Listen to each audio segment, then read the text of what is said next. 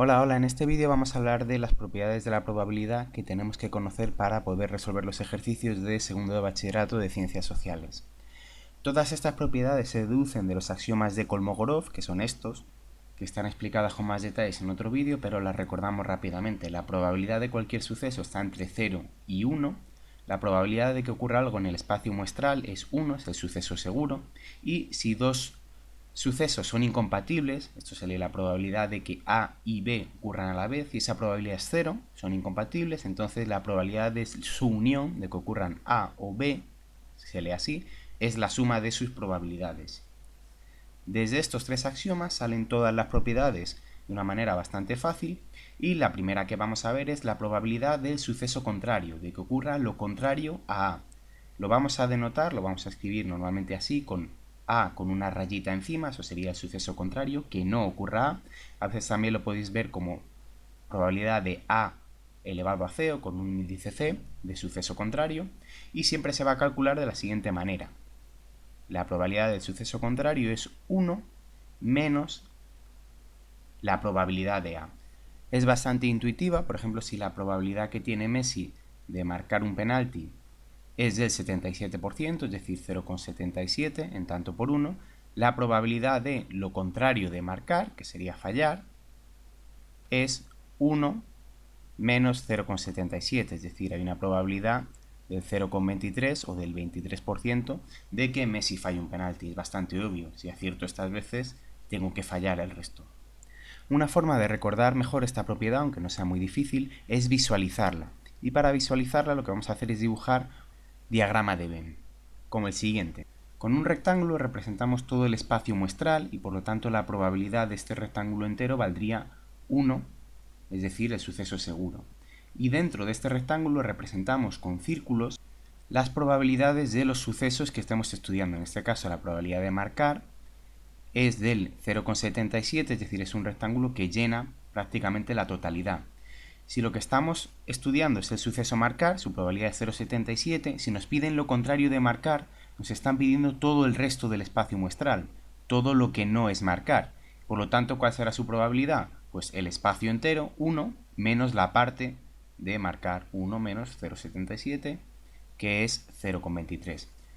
Otra propiedad bastante fácil de entender es la probabilidad del suceso imposible. El suceso imposible se escribiría así, como el conjunto vacío, es un cero tachado, y la probabilidad de que ocurra algo imposible es cero. Sobre todo esto recordar que no hay probabilidades negativas.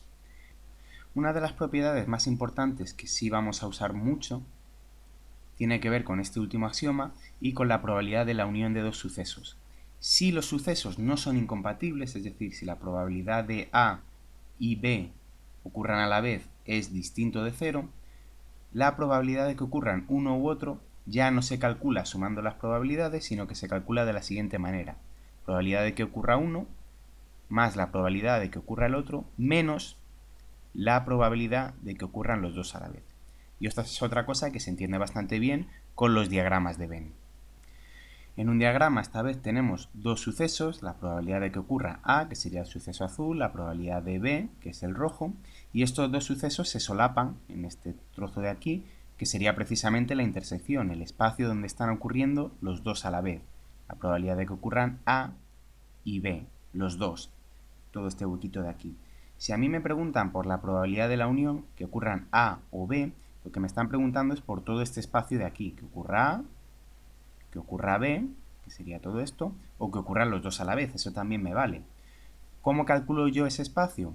Se tendría la probabilidad de A, le añadiría la probabilidad de B, pero la probabilidad de A ya estoy contando este espacio, y al sumarle la probabilidad de B también estaría contando otra vez este espacio, con lo cual estoy contándolo dos veces, y no puedo contarlo dos veces, puedo contarlo solo una porque solo está una vez en el dibujo. Luego le resto una vez esa intersección. Esta fórmula es muy importante. Si los sucesos no son incompatibles, que es algo que a veces no te dicen o no se entiende del contexto, yo debo utilizar siempre esta fórmula.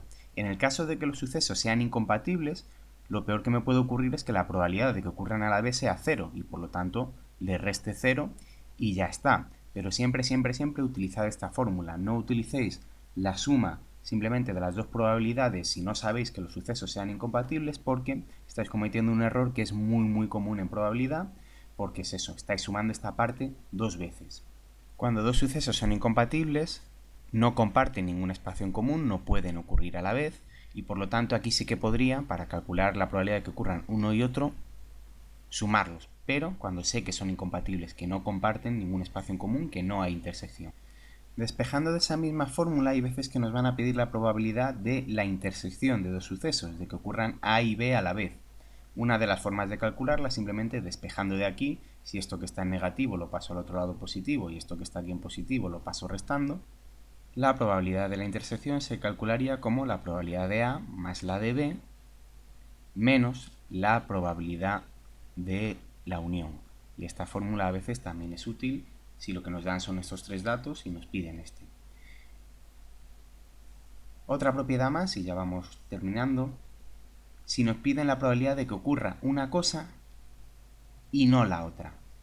¿Cómo se calcula esto? Pues como la probabilidad de que ocurra A, quitándole la probabilidad de que ocurran A y B a la vez.